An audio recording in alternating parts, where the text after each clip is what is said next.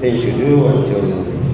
With great pleasure that I welcome you, members of the Fourth Estate of the Rim, to this press conference organized to unveil activities lined up to commemorate the 64th independence anniversary of Nigeria, our great and dear nation.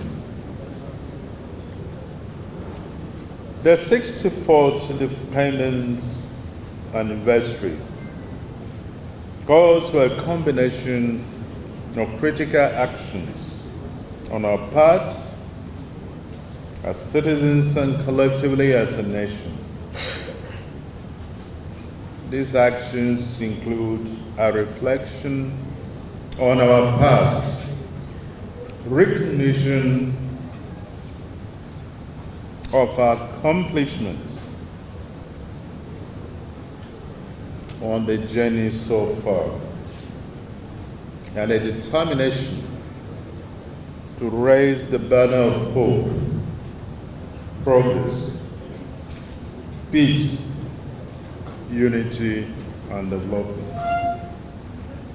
Let me begin this press conference by saluting the selflessness, sacrifices, and immeasurable contributions of our founding fathers who fought for the attainment of this nation's independence in 1960. I was in primary one when we got independence. So I knew this national anthem when I was in primary school, when many of you hadn't been born. But a young shall grow.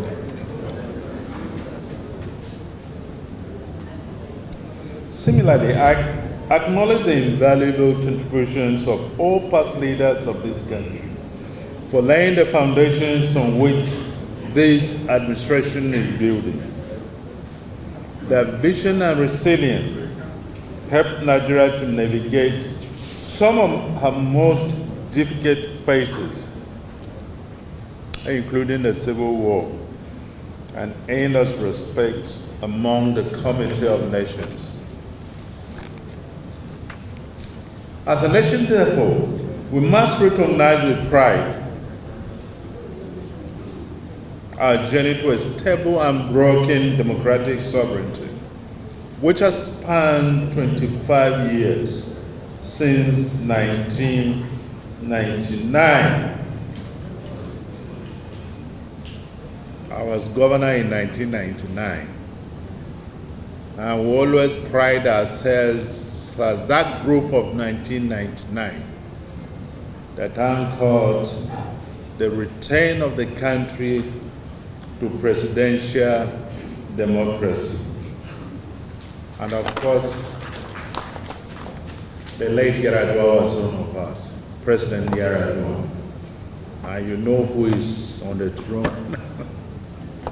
That was a great set, I think, endowed by Almighty God.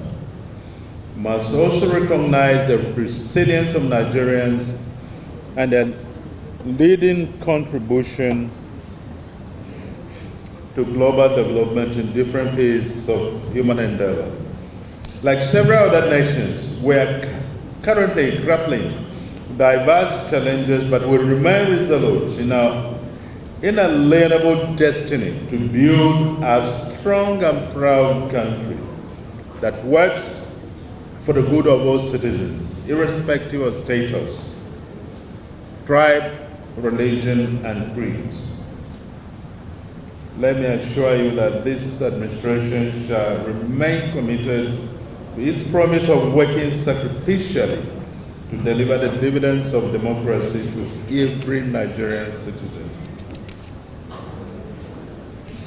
This government of President Bola Ahmed Tinubu, His Excellency, GCFR, is very much aware of and deeply sympathizes with all Nigerians over the economic conditions we are passing through. These have been occasioned by unavoidable policy choices, including the removal of fuel subsidy that his administration has had to make. Remember what I told you here. Professor O'Rahman, the president of Afrexim Bank, one of the brightest in development economics in the world, told me that that was the best decision the president took in the oil industry. This is a federal arrangement. In a typical federal system, you have independent tiers of government. Federal, and in our case, federal states and the local government. Just in some other federal systems, you have the federal and states, but we work cooperatively. It's not just the federal government. I think there is some misconception here. Everything federal government. If there is no food, there is federal government. Agriculture is on the concurrent list. So it's all of us working cooperatively to ensure the best for our people. And recently when the Supreme Court decided that local government must be independent in terms of authority, in terms of resources, Nigerians heard it. I became the Lord of the government executive to ensure the implementation of the decision of the Supreme Court. A panel was set up, it was approved by the government, by the Mr. President.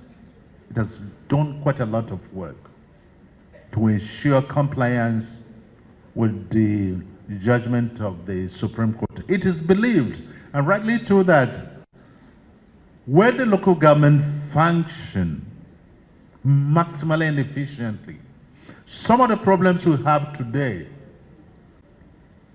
would have been reduced to the barest minimum.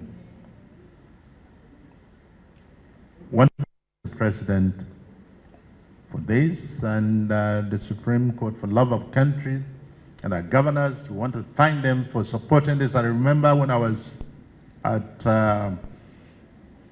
Owerri to represent Mr. President at the launch of the Southern Traditional Rulers Council. The chairman of the Progressive Governors Forum said that judgment was pivotal. It was going to make major changes. The economy of the local governments, by extension, but the quality of life of the people at the local level. So you see, the governors have also keyed into this.